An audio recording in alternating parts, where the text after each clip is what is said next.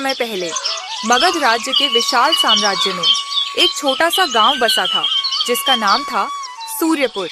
सूर्यपुर गांव अपनी हरियाली, अपने शांत जीवन और लोगों की सरलता के लिए दूर दूर तक जाना जाता था। यहीं पर गांव के एक छोटे से घर में सरला और उसका बेटा करण रहते थे। करण के पिता अब इस दुनिया में नहीं थे। पिता की छाया न होने के कारण माँ और बेटा ही एक दूसरे का सहारा बने हुए थे। करण रोज जंगल जाता था, लकड़ियाँ काटता और फिर उन्हें बाजार में बेचकर घर का खर्चा चलाता। माँ, खाना बन गया क्या? लेट हो रहा हूँ। जंगल में लकड़ी काटने भी तो जाना है। हाँ बेटा, बन गया है। पहले खाना खा ले, खाली पेट इतना काम मत कर। करण जल्दी जल्दी खाना खाता, माँ को देखता और कहता, करण तुम चिंता मत करना माँ, मैं सब संभाल लूंगा। फिर वह जंगल की ओर निकल पड़ता। जंगल शांत था, केवल पेड़ों की सरसराहट और पक्षियों की चहचहाहट सुनाई देती। करण कुल्हाड़ी उठाकर पसीना बहाते हुए लकड़ियां काटता। उसके हाथों में छाले पड़ जाते, लेकिन चेहरे पर सिर्फ माँ का ख्याल रहता। लकड़ियों का गट्ठर बांधकर वह बाजार पहुँचता और ऊंची आवाज में पुकारता, लकड़ी ले लो, ताजी और मजबूत लकड़ी ले लो। आओ भैया, आओ बहन जी। एक आदमी रुकता है और पूछता, अरे बेटा, लकड़ी कितने की दे रहे हो? सेठ जी, 5 रुपये में। 5 रुपए?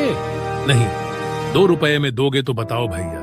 करण का चेहरा पल भर के लिए उतर जाता है। वह सोचता है, अगर नहीं बेची तो माँ की दवा कैसे आएगी। फिर धीरे से कहता है, ठीक है, ले जाइए। और वह लकड़ी 2 रुपए में दे देता है।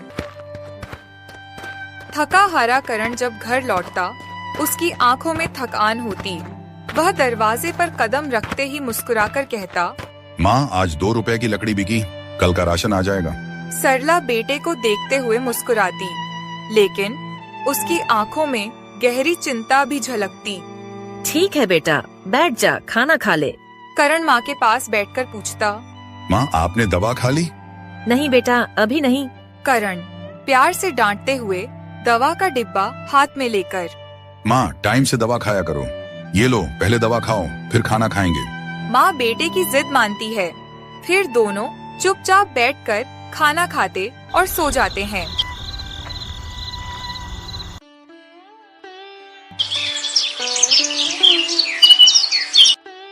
माँ, मैं लकड़ी काटने जा रहा हूँ, अपना ध्यान रखना। सरला सिर हिलाकर आशीर्वाद देती है। करण फिर जंगल जाता, लकड़ी काटता और बाजार में बेचने निकल पड़ता। पर उस दिन शाम को उसका चेहरा उदास था। माँ, आज तो बहुत कम लकड़ी बिकी। कोई बात नहीं बेटा, मेहनत करते रहो, भगवान देख रहे हैं। दोनों उस रात भी भूख थकान के बीच खाना खाते और सो जाते।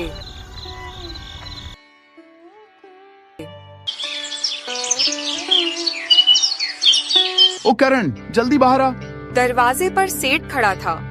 उसका चेहरा कठोर था, आंखों में लालच और आवाज में धमकी। सेठ गुस्से से, करण, मेरे पैसे कब देगा? कुछ महीने पहले की बात है। एक रात का वक्त था। आसमान में चांद था, लेकिन घर के अंदर अंधेरा और सन्नाटा फैला हुआ था। सरला और करण खाट पर सो रहे थे। तभी अचानक सरला की सांसें तेज होने लगीं, जैसे किसी ने सीने पर बोझ रख दिया हो। करण घबराकर, माँ, ये आपको क्या हो रहा है? आप ऐसे क्यों सांस ले रही हैं? सरला बोलने की कोशिश करती है, लेकिन सांसें फूली हुई थीं। सरला धीरे धीरे, बेटा, मुझे बहुत घुटन हो रही है। करण के होश उड़ जाते हैं। वह तुरंत दरवाजा खोलकर अंधेरी रात में नंगे पांव दौड़ पड़ता। कोई तो मदद करो, मेरी माँ को बचा लो। वेद जी। वह दौड़ते दौड़ते वेद जी के घर पहुंचता है, और दरवाजा पीटने लगता है। वेद जी, दरवाजा खोलिए, जल्दी कीजिए, मेरी माँ की हालत बहुत खराब है। दरवाजा खुलता है। आधे नींद से उठे वेद जी बाहर आते हैं। क्या हुआ करण? इतनी रात गए क्यों चिल्ला रहे हो? वेद जी, मेरी माँ, उनकी सांसें रुक रुक कर चल रही हैं। जल्दी चलिए। वेद जी करण के साथ घर पहुंचते हैं। सरला को देखते हैं, नाड़ी पकड़ते हैं और माथे पर चिंता की लकीरें उभर आती हैं।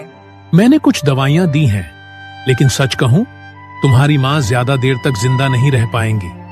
अगर ये दवाइयां लगातार और समय पर दी जाए तो उम्मीद है, मगर ये दवाइयां बहुत महंगी हैं। करण की आंखों में आंसू आ गए। वैद्य जी, मैं पैसे लेकर आऊंगा, चाहे अपनी जान भी क्यों ना देनी पड़े। मैं पैसे लाऊंगा वैद्य जी, चाहे जैसे भी लाऊं, बस आप मेरी माँ को बचा लीजिए। इसके बाद करण गांव के सबसे बड़े और चालाक सेठ के पास भागता है। रात के वक्त भी सेठ अपने घर में हिसाब किताब कर रहा होता है। करण हाथ जोड़कर, सेठ जी, मेरी माँ की जान पर बनी है, मुझे पैसों की बहुत जरूरत है, कृपा करके मदद कर दीजिए। सेठ कुर्सी पर पीछे की तरफ झुककर मुस्कुराता है, मानो किसी की मजबूरी देखकर मजा आ रहा हो। मदद तो कर दूंगा, लेकिन मुफ्त में नहीं, ब्याज देना होगा। सेठ जी, मैं ब्याज दूंगा, लेकिन अभी मेरी माँ की सांसें अटकी हैं, दया कीजिए। बिना गारंटी के मैं एक पैसा नहीं दूंगा। तुम्हारे पास क्या है गिरवी रखने के लिए? करण रोते हुए चारों तरफ देखता है। उसके पास देने को कुछ नहीं। फिर उसकी आंखों से आंसू टपकते हैं और धीरे से बोलता, सेठ जी, मेरे पास देने को कुछ नहीं है, बस ये छोटा सा घर है, मैं इसे गिरवी रखता हूँ, लेकिन मेरी माँ को बचा लीजिए। सेठ मुस्कुराकर चाबियों का गुच्छा उठाता है और कहता, ठीक है, घर गिरवी, और याद रखना, अगर समय पर पैसा नहीं दिया तो ये घर मेरा होगा, समझे? करण कांपते हाथों से कागज पर हस्ताक्षर करता है। उसके बाद वही पैसे लेकर वह दवाइयां खरीदता है। वेद जी दवाइयां सरला को देते हैं और धीरे धीरे उनकी सांसें सामान्य होने लगती हैं। करण अपनी माँ का माथा पकड़कर रो पड़ता है। माँ, आपको कुछ नहीं होगा, मैं हमेशा आपके साथ हूँ। करण, बहुत दिन हो गए, अब तो पैसे वापस कर, वरना आज ही ये घर खाली कर दूंगा। घर के अंदर से करण बाहर आता है। उसके पीछे माँ सरला कांपते हुए सहमी खड़ी हैं। पास के घरों से गांव वाले भी झांकने लगते हैं। कुछ लोग धीरे धीरे पास आकर खड़े हो जाते हैं और आपस में फुसफुसाने लगते हैं। पहला पड़ोसी धीरे से, अरे, ये तो वही घर है जो करण ने माँ की बीमारी के लिए गिरवी रखा था। हाय रे गरीब की मजबूरी, माँ को बचाने के लिए घर भी चला गया।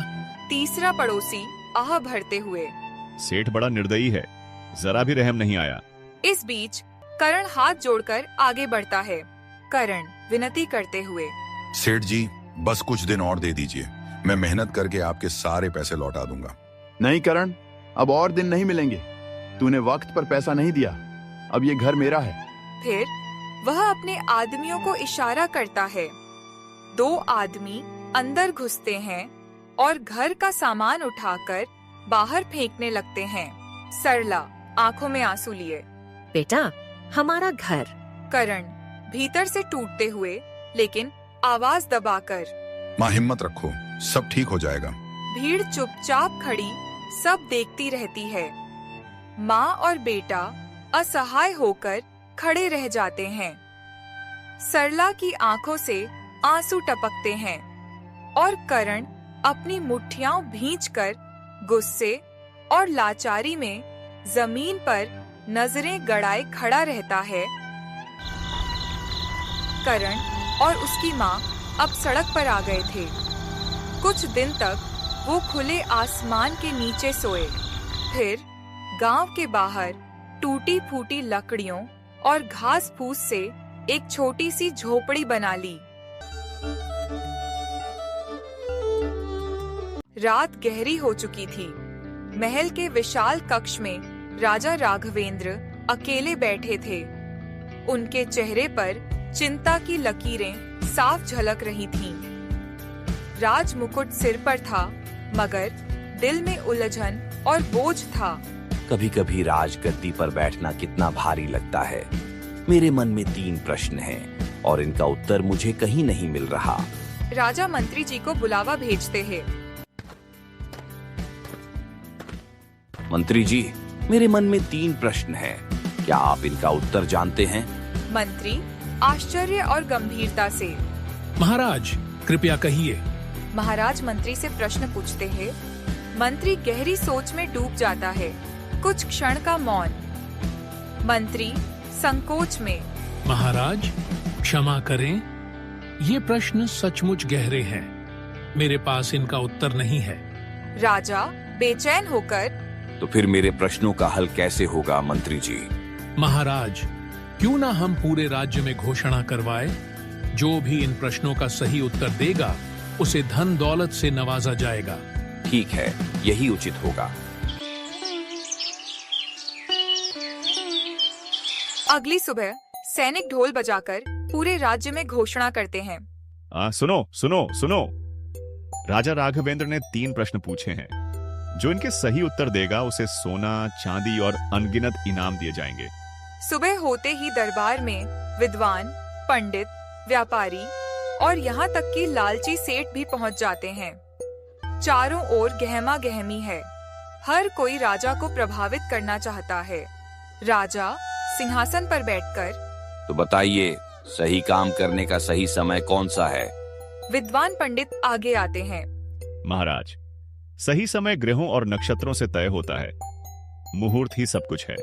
व्यापारी, महाराज, सही समय वो है जब व्यापार में लाभ हो। अवसर का लाभ उठाना ही असली बुद्धिमानी है। लालची सेठ आगे आता है, घमंड से मुस्कुराते हुए।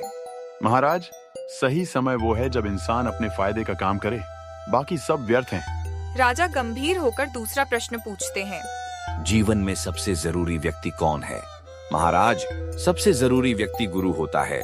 वही मार्गदर्शन करता है। नहीं महाराज, सबसे जरूरी व्यक्ति तो ग्राहक है। उसके बिना व्यापार नहीं चलता। सेठ हंसते हुए। महाराज, सबसे जरूरी व्यक्ति वही है जिसके पास धन है।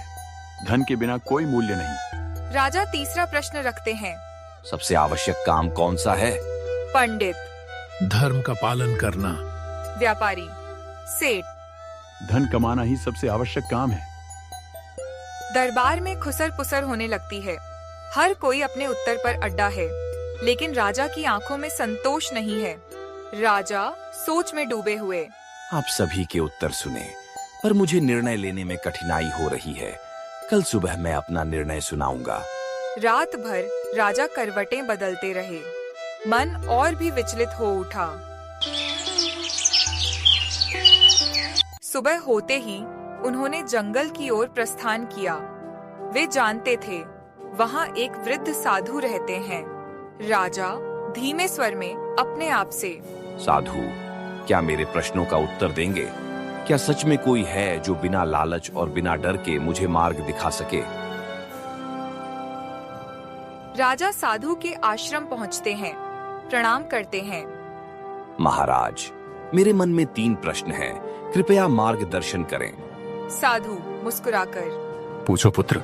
सही काम करने का सही समय कौन सा है? सबसे जरूरी व्यक्ति कौन है?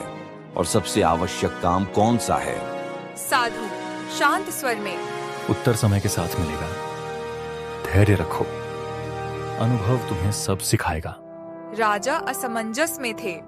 साधु के उत्तर गहरे थे, पर सीधे नहीं। निराश होकर राजा लौट रहे थे, तभी अचानक उन्होंने देखा जंगल के रास्ते पर एक घायल आदमी दर्द से तड़प रहा था। उसके कपड़े फटे थे, शरीर से खून बह रहा था। लोग वहां से गुजरते, मगर कोई रुकता नहीं। तभी कर्ण प्रवेश करता है। उसके चेहरे पर मासूमियत और दिल में दया है। कर्ण दौड़ते हुए, अरे ये तो बुरी तरह घायल है। भाई हिम्मत रखो, मैं हूं ना। कर्ण पानी पिलाता है, अपनी कमीज फाड़कर पट्टी बांधता है, कुछ सिक्के निकालकर घायल के हाथ में देता है। ले भाई, इससे दवा करवा लेना, जल्दी ठीक हो जाओगे। घायल आदमी, आंखों में आंसू। तुमने मेरी जान बचा ली, मैं जीवन भर तुम्हारा रानी रहूंगा। ये दृश्य राजा ने दूर से देखा और उसी पल उनके तीनों प्रश्नों के उत्तर जैसे आंखों के सामने आ गए। अगली सुबह फिर दरबार सजा। सब अपने उत्तर सुनने के लिए तैयार थे। कल मैंने आपके उत्तर सुने थे, पर आज मैं कहता हूँ आप सभी के उत्तर अधूरे हैं। लालची सेठ आगे बढ़ता है। सेठ अहंकार में, महाराज, मेरा उत्तर सही था। धन ही सब कुछ है। आप माने या न माने, सच्चाई यही है। नहीं सेठ, धन सब कुछ नहीं। कल जंगल में एक घटना घटी जिसमें सच्चाई सामने आ गई। तभी करण दरबार में आता है। राजा उसकी ओर देखते हैं। करण, तुम बताओ, तुम्हारे अनुसार इन 3 प्रश्नों का उत्तर क्या है? करण संकोच में मगर सच्चाई से, महाराज, मेरे हिसाब से सही समय वही है जब सामने वाले को मदद की जरूरत हो। सबसे जरूरी व्यक्ति वही है जो उस वक्त हमारे सामने हो, और सबसे आवश्यक काम है उसकी सेवा करना। करण के सरल शब्दों ने पूरे दरबार को स्तब्ध कर दिया। राजा की आंखें चमक उठीं। यही उत्तर है। और करण, तुम सोचते हो कि मैं तुमसे पहली बार मिल रहा हूँ, लेकिन कल जंगल में मैंने सब कुछ अपनी आंखों से देखा। दरबार में सन्नाटा छा जाता है। वो घायल व्यक्ति मैं ही था, और उसी वक्त मुझे मेरे प्रश्नों का उत्तर मिल गया। दरबार स्तब्ध था। तभी राजा ने सेठ की ओर देखा।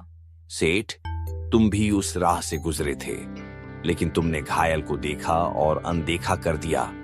मदद करना तो दूर, तुमने कहा मेरे पास समय नहीं है। यही तुम्हारा उत्तर था, स्वार्थ और लालच। सेठ का चेहरा सफेद पड़ गया। दरबार में लोग फुसफुसाने लगे। सैनिकों, इस लालची सेठ को पकड़ लो, इसे कारागार में डाल दो। कल पूरे राज्य के सामने इसका दंड होगा, ताकि सबक मिले, धन से बड़ा इंसानियत है। सैनिक सेठ को खींच कर ले जाते हैं। सेठ चिल्लाता है, मगर कोई उसकी नहीं सुनता। राजा सिंहासन से उठे और करण को गले लगा लिया। दरबार तालियों से गूंज उठा। करण, आज से तुम मेरे सलाहकार हो। तुम्हारी माँ की देखभाल राज्य करेगा, और तुम्हारे लिए शिक्षा और सम्मान के द्वार सदा खुले रहेंगे। महाराज, ये मेरे लिए सपना है। धन्यवाद। और यूं एक साधारण लड़के ने अपने कर्म और सच्चाई से वो स्थान पाया जहां बड़े बड़े विद्वान भी नहीं पहुंच पाए। याद रखो, सही समय अभी है। सबसे महत्वपूर्ण व्यक्ति सामने वाला है, और सबसे आवश्यक काम उसकी सेवा करना है।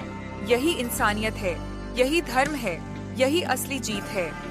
राजा महल से मुस्कुराते हुए देख रहे हैं। कर्ण अपनी माँ के साथ खुश है।